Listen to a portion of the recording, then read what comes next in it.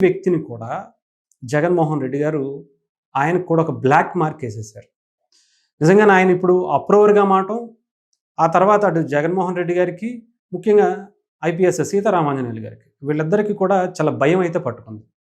ఆయన నిజంగా అది మంచి పద్ధతి కూడా. తన నిజాయితీని నిరూపించుకోవటానికి ఆ అప్రూవర్‌గా మారటం అనేది చాలా మంచి డెసిషన్ అని కూడా అనొచ్చు.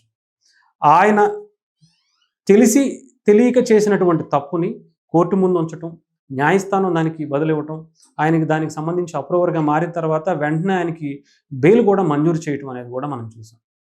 అంటే విశాల్ గున్ని గారు మరి ఇప్పుడు ఏ నిర్ణయాలు తీసుకోబోతున్నారు, ఎలాంటి సంచలనమైనటువంటి నిజాల్ని బయటకు తీయబోతున్నారు, జగన్మోహన్ రెడ్డి గారు ఆ ముంబై నటికి సంబంధించినటువంటి విషయాల్లో ఎంత ఆయన జగన్మోహన్ రెడ్డి గారి పాత్ర ఎంతుంది, ఆమె వెనకాల చేసినటువంటి కుట్రేంటి, అలాగే మనందరికీ తెలుసు అంటే ఐపీఎస్‌లు చాలా బలంగా నిలబడితే ఎలా ఉండబోతుందో ఈసారి విశాల్ గున్ని గారు అంటే ఐపీఎస్‌లని అడ్డం పెట్టుకుని రాజకీయంగా వాడుకోవాలనుకున్నటువంటి జగన్మోహన్ రెడ్డి గారు లాంటి వ్యక్తులకు ఒక బలమైనటువంటి సంకేతం ఐపీఎస్ అధికారి విశాల్ గున్ని ద్వారానే రివర్స్ ఆయనకి ఐపీఎస్ తడాకా అంటే ఎలా ఉంటుందో, ఒక ప్రభుత్వ అధికారి ఉన్నతమైనటువంటి పదవిలో ఎంతో కష్టపడి వచ్చినటువంటి ఒక మంచి వ్యక్తి, డైనమిక్ లీడర్ తనకి సమాధానం ఇస్తే ఎలా ఉండబోతుందో ఈసారి విశాల్ గున్ని గారు జగన్మోహన్ రెడ్డి గారికి చూపించబోతున్నారా అనే విధంగా ఆయన తిరుగుబాటు చేయటం అనేది కూడా మనం చూస్తున్నాం.